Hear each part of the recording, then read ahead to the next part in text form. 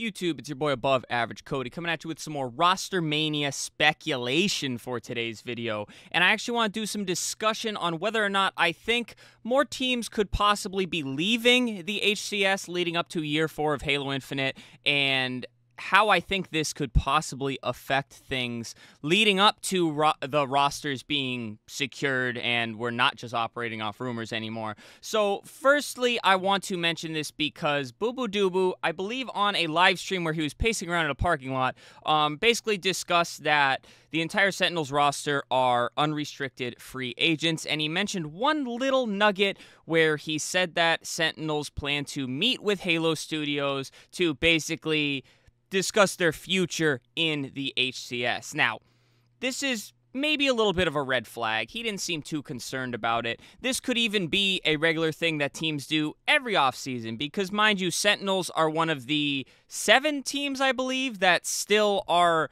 adding new bundles to the shop on Halo Infinite. They added some for the 2024 Worlds. Now, this could also be bad because maybe they want to discuss what the future holds in terms of games and things like that. You know, give us a pitch on why we should keep supporting the esport, etc., guys. Now, this, of course, if you haven't thought about it already, this adds a very interesting aspect to Rostermania as a whole, because it's not just players kind of picking their teams, finding the 4 that they want to stack with, and then just run out there and go for a world championship. The orgs and who wants to be involved and how much they want to be involved play a very, very big role in these rosters. Now, many of these top teams, guys, they give their players pretty much a full ride, deservingly so. If you are a top player in your game, you deserve to be paid as such, if you will. So teams like SSG, they're giving their rosters a full ride. They are 110%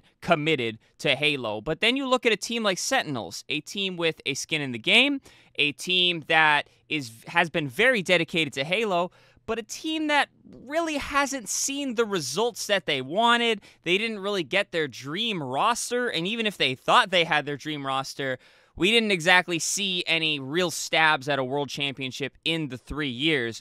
So from their standpoint, they have to sit back and pretty much hurry up and decide whether they want to be in Halo another year or if they want to back out of Halo another year. They then have to decide whether or not they want to get a roster that is a full ride, full pay, we're going for a world championship.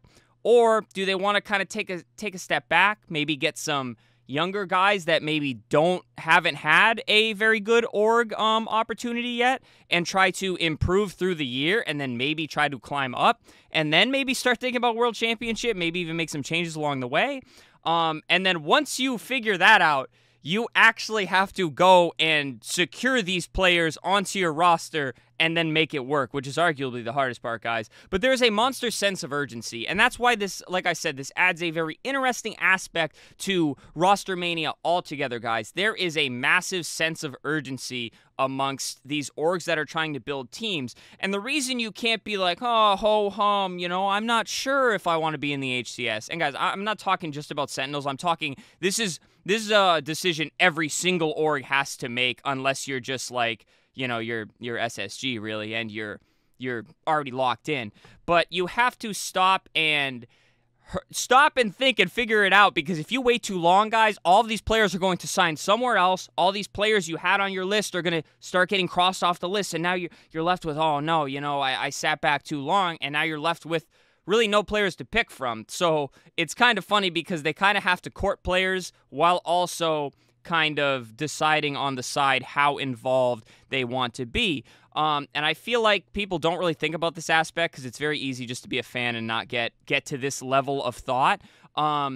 It's very much a business idea here, guys. You really have to think about it. Is it worth the money? Because let's be real, even if you are one of these orgs that doesn't give these players a full ride, maybe you just pick up a young team that was pretty much funding themselves, you still have to pay for these teams to get to the events and pretty much hook them up with whatever they need, because guess what? If you're not going to help them win and give them the opportunity in that way, why are you going to even bother? You're basically just slapping a logo on their chest, making them a jersey, and going, here you go, good luck, boys. You know, why would any player do that? I'd rather just do it myself at that point. So that's kind of I guess, the groundwork for what happens whether teams leave, whether they stay, and just kind of explaining the whole aspect that's being added to Rostermania that people really maybe aren't thinking about, because it's not all about just the players. The players also are getting these texts and calls from these orgs, these coaches telling them to come there. Now, what happens if teams start leaving Halo? At this point in Halo Infinite, guys, I really don't think it is the end of the world, because I think any pivotal orgs would have probably left already. Formal even described in his Flycast podcast that it felt like Halo wasn't very hype at all this year. It felt like people didn't really care who won. People didn't really care who came in second. It was kind of just like the normal following for HCS, which is kind of sad to say. But the point I'm trying to make here is any team that was going to leave, I think, had the foresight to see what year 3 was going to be, and they would have left already. And let's be real, if you're at that point and you kind of see the hype dying, you're not going to have a year 4 if that's the case and you don't think there's going to be enough excitement, because they would only have a year 4 if they had all the big time orgs secured. So like all the rumors about Optic leaving and things like that, I think is just absolutely just fans running hog wild in the retweets and the comment sections on YouTube, because like I said, if they knew like Optic, FaZe, and Sentinels and all these monster orgs were leaving, guys, they wouldn't even bother with a year 4. Let's be honest here. But I think all the teams that we're going to see leave have already left.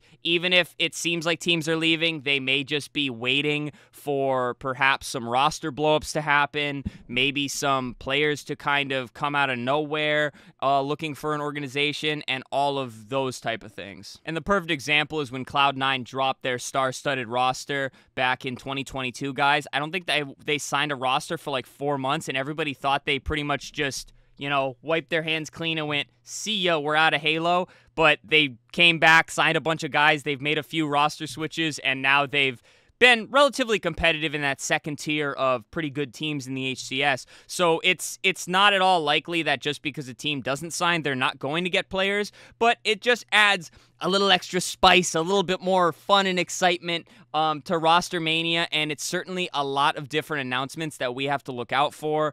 Now, certainly, I'm not trying to read too deep into what Boo Boo said about Sentinels, because, again, it may just be textbook. You know, they may meet with Halo Studios every offseason to kind of discuss, because again, they do still have a bundle in the game, guys. They could be planning for the future. You know, they could be just discussing the future of Halo and things like that, and this could just be textbook. I just kind of want to discuss it and, you know, give you guys that little extra level to think about in case some of you aren't really thinking about that in the Rostermania excitement, because it does add a bit more excitement. You know, who's going to sign the first roster? When are they going to sign a roster? You know, if Optic waits too late and they don't get the players they want, what's the team going to look like? It's just kind of food for thought, I suppose this video is, guys, because again, there's a lot of people out there covering all the solid rumors and the free agents and stuff like that much better than me, and I recommended them in one of my other videos, guys, so I recommend you go check that video out and also check out their videos as well. But guys, that does it for me. Share all of your thoughts down below. Am I crazy to even be talking about this? I'm not trying to kind of put you guys on the doomsday watch for HCS.